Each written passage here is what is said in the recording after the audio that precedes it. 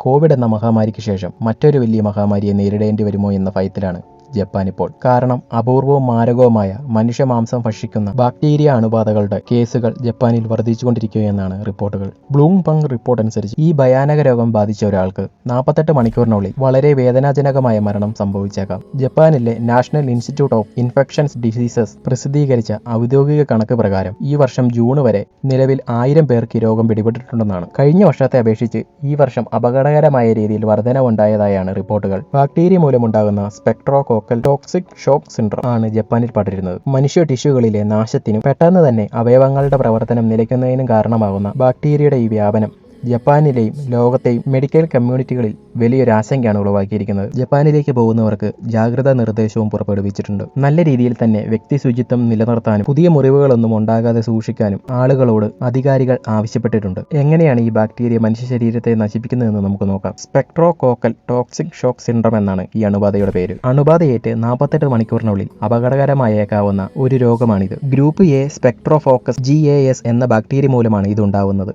ബ്ലൂംബെർഗിന്റെ അഭിപ്രായത്തിൽ ഈ അപൂർവ മാംസം ഭക്ഷിക്കുന്ന ബാക്ടീരിയയുടെ സാധാരണ ലക്ഷണങ്ങൾ തൊണ്ടവേദനയും തൊണ്ട പ്രദേശത്ത് അധികമായ വീക്കവും അനുഭവപ്പെടുന്നു. ചില സമയങ്ങളിൽ തൊണ്ടവേദന അധികമായാൽ കുറഞ്ഞ രക്തസമ്മർദ്ദം, അവയവങ്ങളുടെ തകരാർ, തന്മൂലം മരണം എന്നിവയിലേക്ക് നയിച്ചേക്കാം. COVID-19 നിയന്ത്രണങ്ങൾ ലഘൂകരിച്ചത് മൂലം ആളുകൾ കൂടുതൽ ഇടപഴകാൻ തുടങ്ങിയതിനാലാണ് ഇത് കൂടുതലായി വ്യാപിച്ചതെന്നാണ് പറയപ്പെടുന്നത്. 50 വയസ്സിന് മുകളിലുള്ളവരെയാണ് ഈ ബാക്ടീരിയ സാധാരണയായി ബാധിക്കുന്നതെന്ന് റിപ്പോർട്ടുകളുണ്ട്. ഈ ബാക്ടീരിയ ശരീരത്തിൽ പ്രവേശിച്ചാൽ ഹൈപ്പർ ഇൻഫ്ലമേറ്ററി പ്രതികരണത്തിന് കാരണമാകുന്ന വിഷവസ്തുക്കളെ ഇവ ഉണ്ടാക്കുകയാണ് ചെയ്യുക. ബാക്ടീരിയകൾക്ക് രക്തപ്രവാഹത്തിലേക്കും അവയവങ്ങളിലേക്കും വളരെ പെട്ടെന്ന് തന്നെ പ്രവേശിക്കാൻ സാധിക്കുന്നു. അതുമൂലം ഒന്നിലധികം അവയവങ്ങളുടെ നാശത്തിന് കാരണമാകുമെന്നാണ് ഡോക്ടർമാർ പറയുന്നത്.